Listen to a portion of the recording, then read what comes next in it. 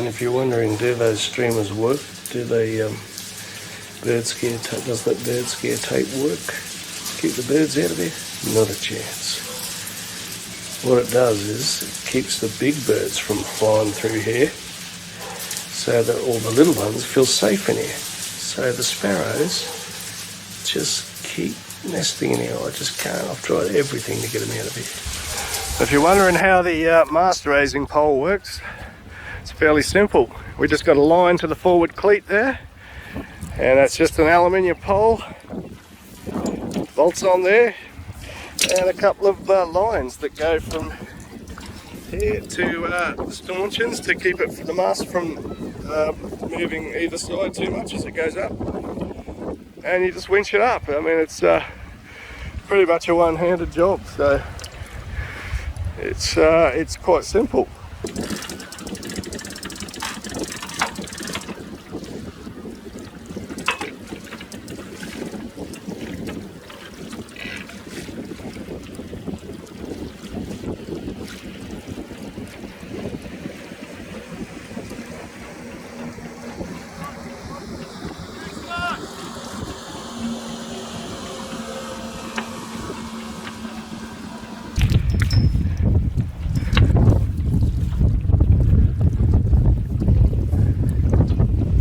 Shallow areas, I just put a few turns around there like that.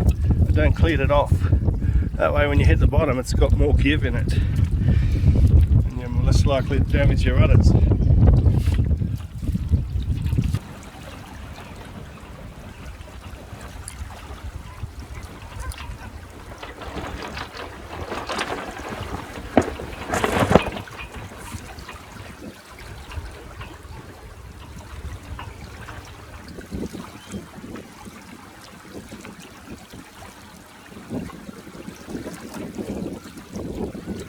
Careful here because there's a big sandbank that comes out right here. I mean, I've got no board down, but I've got the rudders down.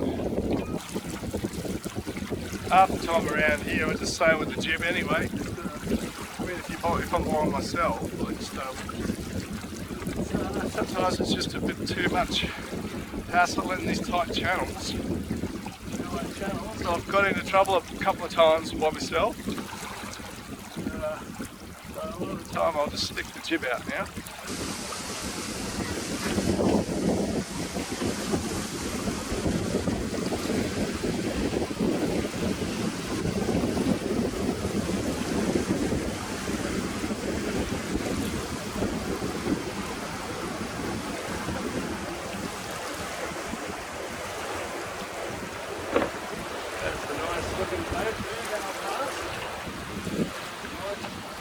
Motorboat.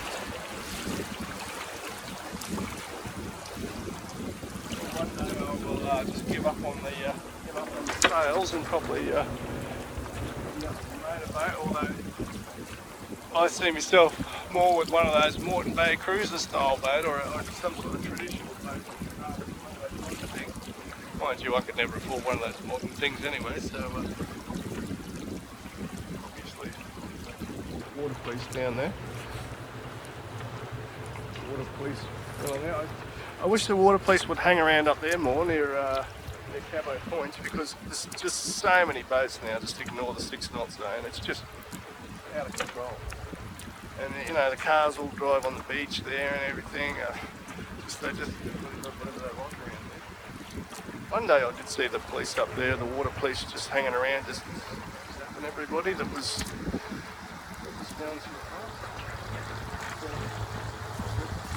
How you doing, mate? Good today.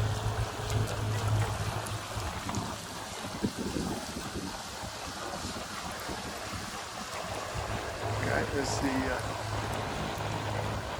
police.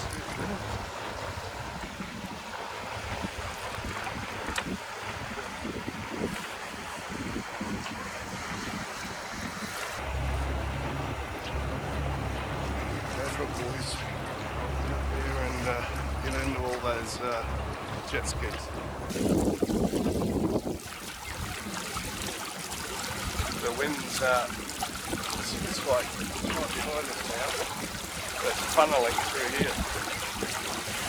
Oh, we got 4.7 knots. Half the time when you come through here, you've got it's just a total dead spot in here.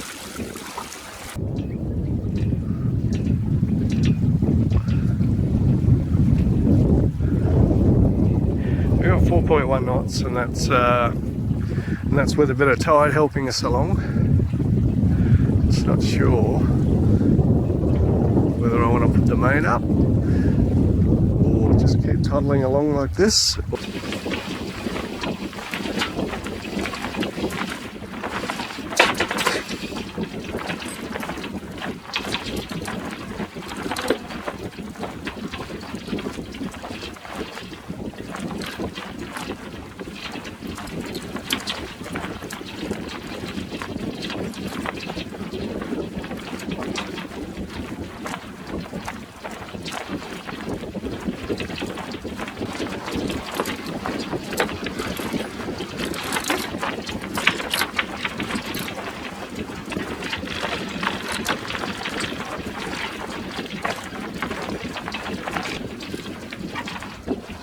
Dragging. Working.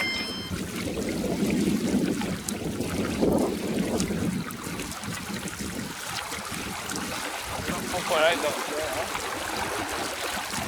So, do you remember what I was saying back there about 5.2? Remember what I was saying back there about how I often just use the jib here? Well, that's why, because it's just too easy to get into trouble when you're sailing in these little channels by yourself. So I just dropped a bit of road out, just because I wanted to quickly stick the main up and get moving again.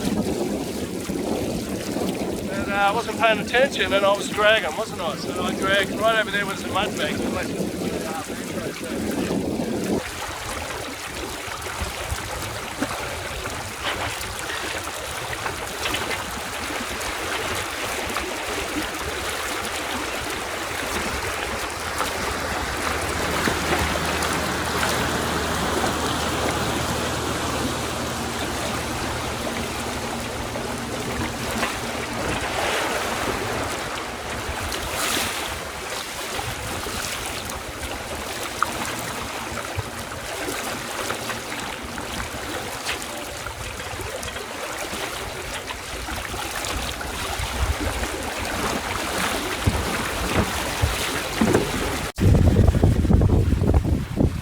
Alright, we got 6.7 knots.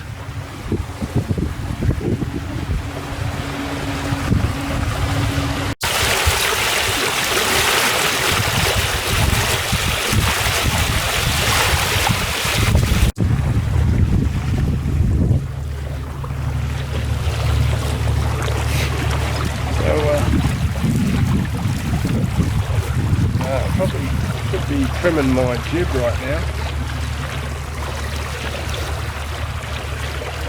And if you're new to sailing, and if you're absolutely new to sailing, which I know a lot of people that are watching this probably are, looking at buying a boat for the first time,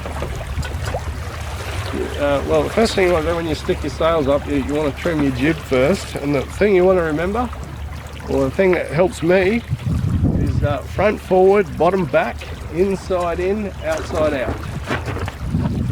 If your top tails are not flying properly but your bottom ones are, move your jib car forward a bit. Move it forward a bit, that's the front forward, and the bottom back. If the bottom tail is not flying properly, just bring your jib car back a bit. And then that's your front forward, bottom back part. And then the inside in, outside out part is, if the inside telltales are not flowing properly, sheet in, pull your sail in. If the outside ones are not flying properly, sheet out. So there you go, front forward, bottom back, inside in, outside out. Just remember that. That's for your jib. As long as most of the telltales are flying in the right direction and I'm going the right way and not running into things, that's pretty much all I care about.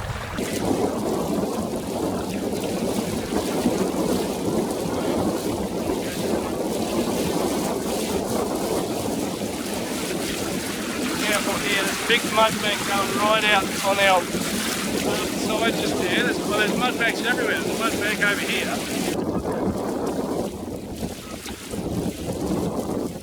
Straight ahead of us, you can't see it. Behind the sail, there's a northern cardinal marker. We've got to go to that. We're going south. We're going down there. But we've got to go around the northern cardinal marker because there's a big mudbank.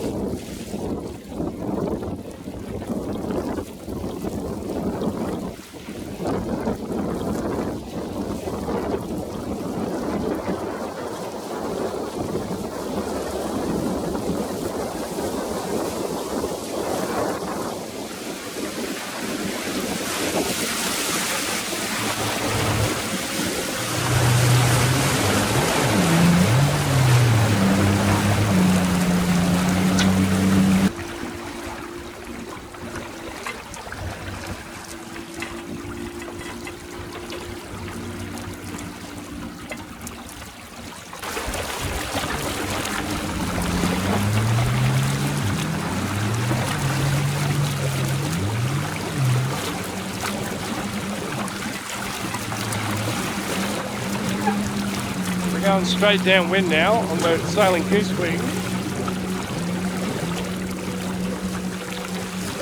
Well, I'm attempting to sail goose wing. Well, actually, I made another jib pole yesterday out of another Aldi paint pole. Actually, we can try out tomorrow, but it's too hard to put it out by yourself. When I don't have an autopilot, and these tight little channels and straits everywhere. Tomorrow I'll have some people on board, so we'll see if we can try out that new pole.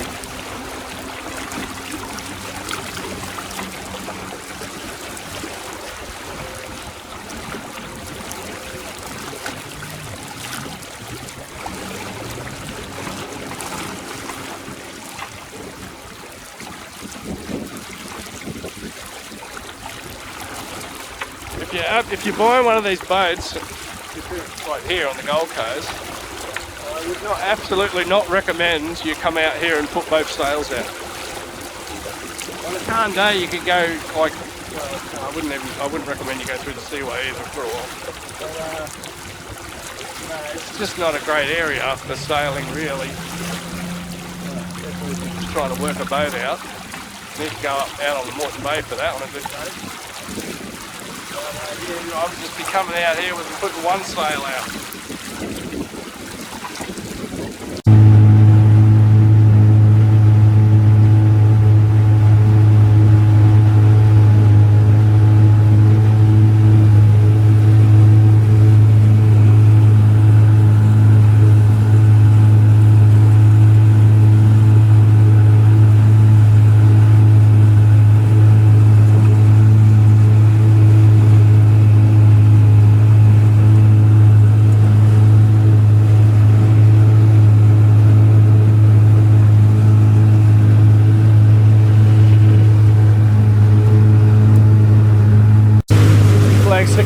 Tacking up this little channel.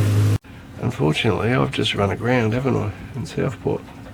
I just thought I could cut across over here, but we're right at the bottom of the tide, and I didn't even realise that, and so not a chance. Totally stuck fast in the sand at the moment. Just dropped the anchor, but it's just sitting there. We haven't moved, we're just stuck. I tried to push it off, jumped out and tried to push, but no. So I'll have to wait for the tide. I mean, the tide's coming in. The tide is comes in pretty fast, so you know, we won't be here for too long. It's just a bit of a pain. I wanted to go shopping. I got off. Just pulled the anchor up and let myself drift until I was in deep enough water. Now we got 70 centimeters under the hull.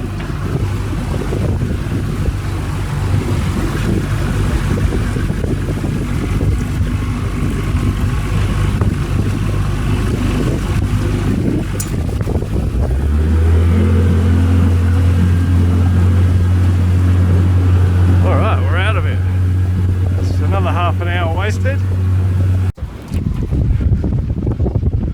Right, well, got off that sandbank and I've made it to Southport, and it's 5 o'clock. I think I better go to Kmart. I think it shuts at 6, I think. So I better get a move on, I guess. I better go to Kmart. I've got to go and do a bit of food shopping. And how do I look? Like a typical slob. That's alright. Alright, let's go. It's a beautiful night. Absolutely lovely. And on the menu tonight, I know, doing it again. Very lazy. We're having curry pie, and I might just throw a sausage roll in there too, beef sausage roll. And maybe we'll boil a few potatoes or something. How's that? Right. And I thought I had two pots here, but I don't. And the plan was to cook some potatoes to go with it. But if I cook them and then take them out and spend 10 minutes boiling potatoes, they're going to be cold. So, or maybe I could just boil some spuds in the kettle there. I guess that's the plan. Now, alright. Royal blue potatoes. I can't say I've ever had royal blue potatoes before, but it's the first time for everything, isn't it? Champagne breakfast. On Sunday we're going to do, well, the plan is to have a champagne breakfast just up there. My dad, when he passed away, he had a special spot he wanted to go to up there. And my mum gave us her final wish, and we're going to see her off on Sunday. We're going to have a breakfast on the boat with one of my sisters and one of my brothers-in-law. And yeah, we're going to fulfill my mum's last wish.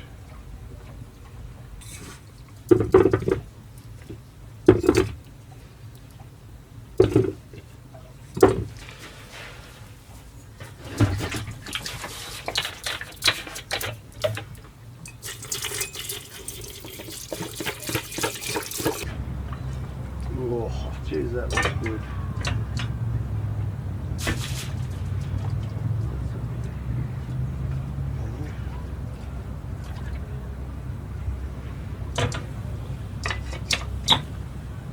Right. Well, how's that for a nice dinner? We got nice curry pie, half a sausage roll. We got some nice spuds.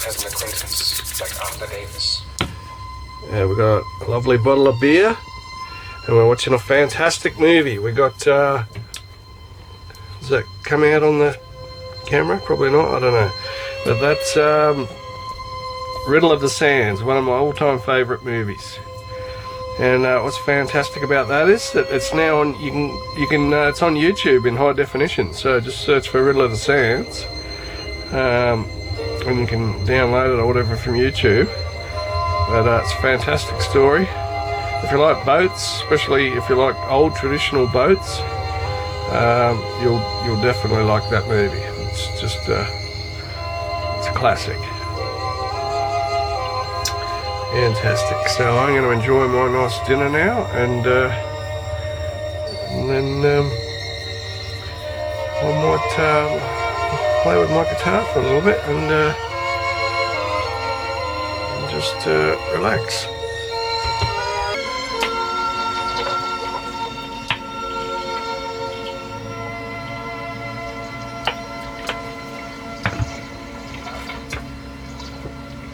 Sind Sie ein Engländer? Ja. Can I come aboard? Please do.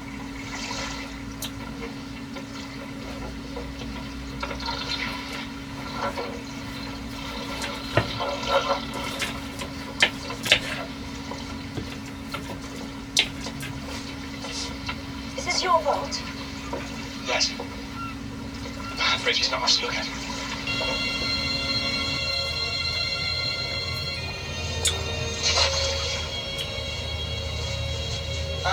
5. No, 4, I think. It's only 4. We're going aground. Oh, that's what I did, Ben, a couple of hours ago.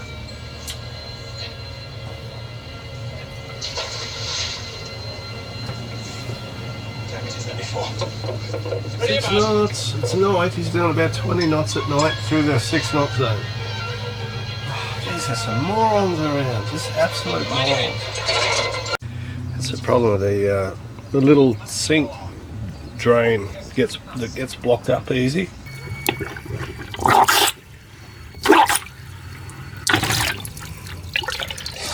There she goes. You get yourself one of these from the $2 shop. Very handy. In my sink, I don't know how, I've put some big chips in it there. So that'll be my next project, I think. I'm going to put a stainless sink in here, maybe upgrade that tap. Oh, and just one other thing I wanted to say is, a few months ago in the mail, about 3 or 4 months ago, I got this letter from Richard. Richard's bought a Mac. Good decision. Your videos have been instrumental in my decision to choose the Mac. Good stuff. Which is thanks very much. And Richard suggests that I put a buy me a beer type button on the website on my videos or something. But I've got AdSense and I get like 3 cents a month or something on that.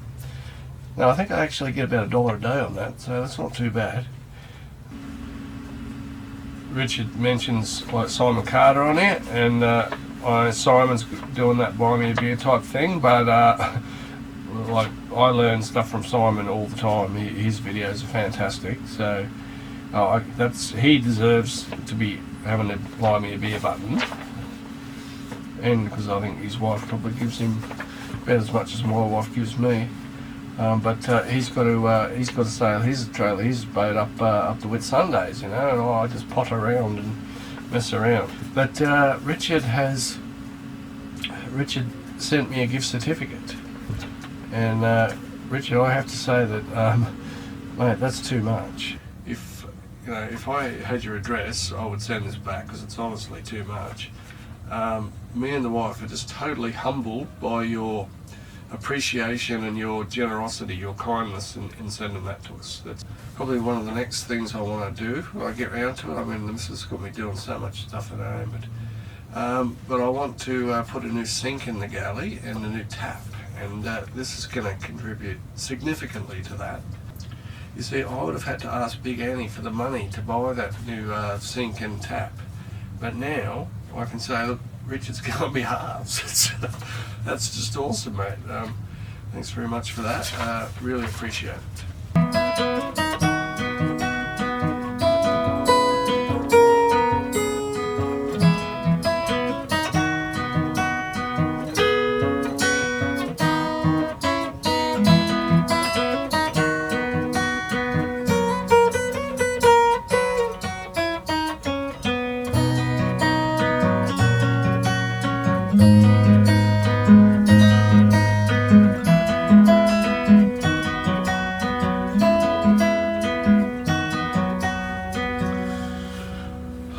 Annie bought me a new guitar. Actually, she bought me 2 new guitars for my birthday. I was planning on getting a trailer for my dinghy, which desperately I'm in need of because it's really rusting out now. So, but anyway, I decided to opt for a new guitar. Well, that's my old Maiden, which is about 25 years old or something. It's a bit worse for wear. And so yeah, she got me new guitars. So I got this lovely Taylor. There she is now. Ooh. Oh no! Yes, dear. Yes, dear. Oh, I'm good. Yes, dear. Yes, yes, dear. Yeah. I'm good. I'm just playing guitar and watching movies and just relaxing. Oh, okay. Hey, baby, how are you? Did you miss your dad, did you? Oh. Oh, chicken. Oh, you should have come then. Alright, then, night then. Bye. Alright, chicken. Love you. Bye. There you go. See, they miss me. I come out in the boat, see? That's a good thing. Like, if you go out in the boat, like, normally they're annoyed with you. Well, with me, they're annoyed with me most nights, most days. If you go out in the boat, then they know what they're missing, see? So they have to ring me up and tell me that they miss me. Yeah, something like that, anyway.